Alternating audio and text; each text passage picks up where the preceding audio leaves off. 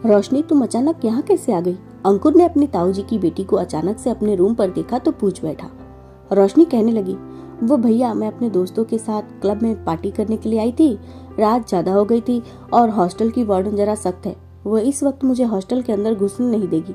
मैं यहाँ से ही गुजर रही थी तो मैंने सोचा कि आज की रात मैं यहीं रुक जाती हूँ। अंकुर को वैसे तो रोशनी का वहाँ आना जरा भी अच्छा नहीं लगा था, क्योंकि वैसे भी आजकल ताऊ जी से उसके संबंध कुछ खास ठीक नहीं चल रहे थे, लेकिन फिर भी वो उसकी बहन थी, इस नाते वो उसकी मदद करने से इनकार भी नहीं कर सकता था। उसने धीरे से कहा, लेकिन तुम्हें मुझे एक बार फोन करके बता तो देना चाहिए था। देखो, माँ भी घर पर नहीं है, वो मौसी के घर गई हुई है। रोशनी कहने लगी, तो क्या हुआ भैया, आप कोई पराये तो नहीं है, लेकिन अगर आपको मेरा यहाँ आना अच्छा नहीं लगा हो तो आप बोल दीजिए, मैं यहाँ से वापस चली जाती हूँ। इतना कहकर वह मुंह लटकाकर वापस जाने लगी। अंकुर ने घड़ी की ओर देखा तो रात के 12 बजने वाले थे। अंकुर सोच में पड़ गया कि इतनी रात को अकेली लड़की का बाहर निकलना सही नहीं होगा।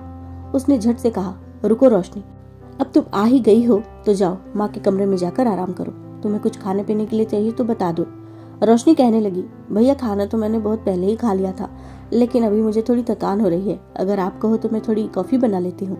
अंकुर ने कहा, मुझे कोई प्रॉब्लम नहीं है, तुम माँ के कपड़े लेकर कपड़े चेंज कर लो, मैं अपने कमरे में हूँ। इतना कहकर अंकुर अपने कमरे में चला गया। रोशनी अंकुर की माँ के कमरे में गई और उनकी एक साड़ी निकालकर हाथ मुंह धोकर उसने कपड़े बदल लिए। उसके बाद वो रसोई में गई और जल्दी से 2 कप कॉफी बनाकर ले आई।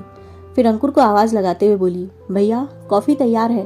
अंकुर बाहर आया और कहने लगा, अरे मुझे कॉफी नहीं चाहिए, तुम केवल अपने लिए ही बना लेती। रोशनी बड़ी मासूमियत से बोली, भैया, मैंने कॉफी बना ली है तो आप भी पी लीजिए ना, वैसे भी मुझे अकेले कॉफी पीने में अच्छा नहीं लगता है। अंकुर उसका साथ देने के लिए उसके पास बैठकर कॉफी पीने लगा। कॉफी खत्म होने के बाद दोनों अपने अपने कमरे में सोने के लिए चले गए। अगली सुबह अंकुर सोकर उठा तो रोशनी घर पर नहीं थी। अंकुर ने सोचा कि रोशनी अपने हॉस्टल वापस चली गई होगी। उसने रोशनी को फोन लगाया, लेकिन रोशनी ने फोन नहीं उठाया। अंकुर परेशान हो गया। उसने 1-2 बार और कॉल लगाया तो रोशनी ने फोन उठाया और बोली, अंकुर भैया, मुझे आपसे मिलकर बहुत जरूरी बात करनी है, आप शाम को सनशाइन रेस्टोरेंट में आ जाइएगा। अंकुर हैरान रह गया और कहने लगा, अभी कल ही तो हम मिले थे, फिर से रेस्टोरेंट में मिलने की क्या जरूरत है? रोशनी बोली, अगर आप मिलेंगे तो अच्छा रहेगा, बाकी की बातें मिलने के बाद होंगी। आप ठीक शाम के 4 बजे मुझसे मिलने के लिए आ जाना। मैं कॉलेज से निकलने के बाद रेस्टोरेंट पहुंच जाऊंगी। अंकुर असमंजस में पड़ गया कि आखिर रोशनी उसे इस तरह अचानक से मिलने के लिए क्यों बुला रही है। फिर अंकुर ने धीरे से कहा, देखो रोशनी, 4 बजे तो मैं ऑफिस में होता हूँ, अगर तुम्हें मुझसे मिलना ही है तो फिर 5 बजे मिल लेना। रोशनी ने कुछ सोचते हुए कहा, अच्छा ठीक है, 5 बजे ही सही। इतना कहकर उसने फोन काट दिया। अंकुर नहा धोकर तैयार होकर ऑफिस जाने के लिए निकल गया। शाम को ऑफिस से छूटने के बाद वह रेस्टोरेंट पहुंच गया। रोशनी वहां पर पहले से ही इंतजार कर रही थी। उसे देखते ही रोशनी मुस्कुराते हुए बोली, भैया, मुझे आपसे बहुत जरूरी बात करनी है, लेकिन उससे पहले मैं आपको कुछ दिखाना चाहती हूँ। इतना कहकर उसने मोबाइल निकालकर उसकी ओर बढ़ा दिया। मोबाइल में कुछ तस्वीरें थी जिन्हें देखते ही अंकुर के होश उड़ गए। उन तस्वीरों में अंकुर रोशनी के साथ आपत्तिजनक अवस्था में था। यह सब देखकर उसके रोंगटे खड़े हो गए और वह क्रोध से लाल हो उठा। उसने गुस्से में चीखते हुए कहा, रोशनी, यह सब क्या है? रोशनी कुटिलता से मुस्कुराते हुए बोली, कल रात मैं आपके यहाँ आश्रय लेने आई थी, लेकिन आपने मेरे साथ यह सब क्या कर दिया? अगर मैं यह तस्वीरें सबको दिखा दूं तो समाज में आपकी क्या इज्जत रह जाएगी? अंकुर कल रात की बात सोचकर शर्मिंदा हो उठा और वह अपना सिर थाम कर बैठ गया और कहने लगा, लेकिन मुझे तो कुछ याद नहीं आ रहा है, मैंने ऐसा कुछ नहीं किया है, यह सब कैसे हो गया? रोशनी धीरे से बोली, भैया, आपने मेरे साथ यह सब ठीक तो नहीं किया, लेकिन यह राज रह सकता है, मगर इस राज को राज रखने के लिए मेरी एक शर्त है। अंकुर हैरानी से उसकी ओर देखने लगा।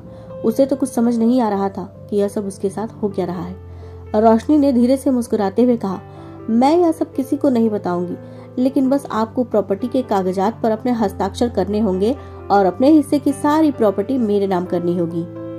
यह सुनकर अंकुर हैरानी से उछल पड़ा और वह गुस्से में बोला, अच्छा, तो यह सब तुम गांव वाली प्रॉपर्टी के लिए कर रही हो? देखो, वह प्रॉपर्टी मेरे पापा की है और मैं उसे ऐसे ही खैरात पे नहीं बांट सकता। रोशनी उठकर खड़ी होते हुए बोली, अच्छे से सोच लो कि तुम्हें क्या करना है, वरना तुम पर इल्जाम लगाने में मुझे 1 मिनट भी नहीं लगेगा। सब यही समझेंगे कि तुम्हारा चरित्र अच्छा नहीं है और तुमने अपनी बहन तक को नहीं छोड़ा। इतना कहकर वह कमर मटकाती हुई वहां से उठकर चली गई। अंकुर की आंखों से आंसू बहने लगे। वह सोचने लगा कि अगर यह बात उसकी माँ को पता चली तो पता नहीं उसकी माँ पर क्या बीतेगी। समाज में वो किसी को मुंह दिखाने के लायक नहीं रह जाएगा। वैसे भी इन सब मामलों में अधिकतर लोग लड़कियों की बातों पर ही भरोसा करते हैं। अंकुर सोच भी नहीं सकता था कि उसकी ताऊ जी की बेटी प्रॉपर्टी के लिए इतना नीचे गिर सकती है और उस पर ऐसा घिनौना इल्जाम भी लगा सकती है। उसके पास फिलहाल अपनी बेगुनाही का कोई सबूत नहीं था। वह बस यह सोचकर कांप रहा था कि अगर यह बात बाहर आ गई तो पता नहीं उसके साथ क्या होगा। अंकुर अचानक से ही बहुत बड़ी मुसीबत में फंस गया था और हर पल उसका तनाव बढ़ता ही जा रहा था। शाम को वह घर पहुंचा तो उसकी माँ वापस आ चुकी थी। अपने बेटे को परेशान देखकर वह कहने लगी, अरे बेटा, लगता है बहुत दिनों से तुमने ढंग से खाना नहीं खाया है। तुम्हारा चेहरा कितना उतर गया है। 1000 बार कहा है मैंने कि जल्दी से शादी कर लो। बहू आ जाएगी तो मुझे तुम्हारी चिंता नहीं रहेगी। तुम अकेले रहते हो तो मैं कहीं रिश्तेदारी में भी नहीं जा पाती हूँ। अंकुर तो जैसे कुछ सुन ही नहीं पा रहा था। उसे डर लग रहा था कि जब माँ को सारी सच्चाई पता चलेगी तो कहीं वह उसे ही गलत न समझने लगे। उसकी आंखों से आंसू बहने को हुए तो वह झट से अपने कमरे में चला गया। कमरे में आकर बिस्तर पर बैठकर वह फुट फुट कर रोने लगा। अब उसे इन सब से बाहर निकलने का एक ही आसान सा रास्ता नजर आ रहा था कि वह अपनी जान दे दे। इससे उसके पिता की संपत्ति भी हाथ से नहीं जाती और वह बदनाम होने से भी बच जाता। वह यह गलत कदम उठाने की हिम्मत जुटाने लगा, लेकिन कभी उसकी आंखों के आगे उसकी माँ का चेहरा सामने आ जाता तो कभी वह सोचता कि जब इसमें उसकी कोई गलती ही नहीं है तो वह इसकी सजा खुद को और अपनी माँ को क्यों दे, क्योंकि इस दुनिया से चले जाने के बाद भी लोग उसके बारे में 1000 तरह की बातें बनाएंगे कि आखिर उसने अपनी जान क्यों दी, और वह यह कायरता नहीं करना चाहता था। काफी देर तक सोचने विचारने के बाद उसे एक उपाय सूझा। उसने रोशनी को फोन लगाया और कहने लगा, तुम प्रॉपर्टी के कागजात तैयार करवाओ, मैं साइन करने के लिए तैयार हूँ। यह सुनकर रोशनी खुशी से उछल पड़ी। उसने उसी वक्त फोन काटकर अपने पिता को फोन लगाया और सारी बातें बताई। उसके पिता कहने लगे, वाह बेटी, देखा हमारा आइडिया काम कर गया, वरना सीधे सीधे कहने पर तो अंकुर कभी भी अपने पिता की प्रॉपर्टी हमारे नाम नहीं करता। रोशनी खिलखिलाकर हंस पड़ी और कहने लगी, पापा, मैं कुछ भी कर सकती हूँ। अंकुर इतना टूट चुका है कि वह प्रॉपर्टी के कागजात अपने घर पर ही साइन करके देने को तैयार है। ताऊ जी को और रोशनी को इस बात से कोई आपत्ति नहीं थी। 15 दिनों के बाद दोनों अंकुर के फ्लैट पर पहुंच चुके थे। अंकुर की माँ रसोई में चाय नाश्ता बना रही थी और वो लोग अंकुर के कमरे में थे। रोशनी ने कागजात उसकी तरफ बढ़ाते हुए कहा, लो अंकुर, साइन कर दो।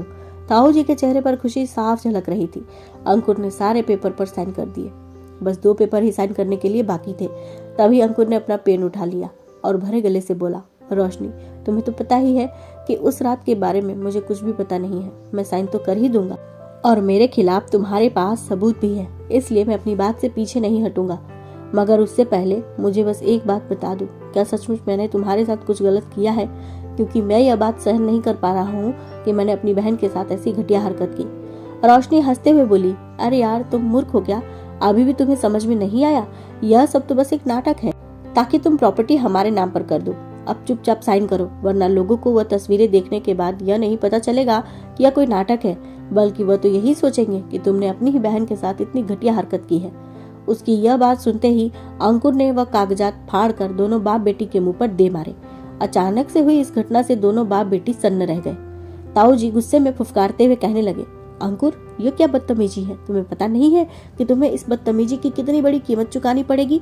अंकुर कहने लगा, कीमत तो आप दोनों को चुकानी पड़ेगी। अभी आप लोगों ने जो भी बातें की है वो सारी बातें रिकॉर्ड हो चुकी हैं और पुलिस भी नीचे ही खड़ी है। मैंने तो पहले ही इंस्पेक्टर साहब से बात कर ली थी कि मेरे साथ यह सब हो रहा है और उन्होंने मुझे आश्वासन दिया था कि आप लोगों के खिलाफ पक्के सबूत इकट्ठा करने के बाद कोई मेरा कुछ नहीं बिगाड़ सकता है। अब आप लोग अपनी बाकी की जिंदगी जेल में गुजारने के लिए तैयार हो जाइए। यह सुनकर रोशनी और ताऊ जी घर से निकलकर बाहर की ओर भागने लगे, लेकिन बाहर तो पहले से ही पुलिस खड़ी थी और पुलिस ने उन लोगों को धर दबोचा। अब दोनों जेल की सलाखों के पीछे अपनी सजा भुगतने को मजबूर हो चुके थे और इधर अंकुर ने अपनी सूझबूझ से न केवल अपनी इज्जत बचाई थी बल्कि अपराधियों को उनकी सही जगह पर भी पहुंचा दिया था। दोस्तों, कुछ लोग दौलत के लालच में इतने अंधे हो जाते हैं कि किसी भी हद तक गिरने के लिए तैयार हो जाते हैं। ऐसे लोगों के खिलाफ सूझबूझ से लड़ना चाहिए और कभी भी इन लोगों के आगे हार मानकर अपने साथ कुछ गलत नहीं होने देना चाहिए। उम्मीद है यह कहानी आपको अच्छी लगी होगी। धन्यवाद।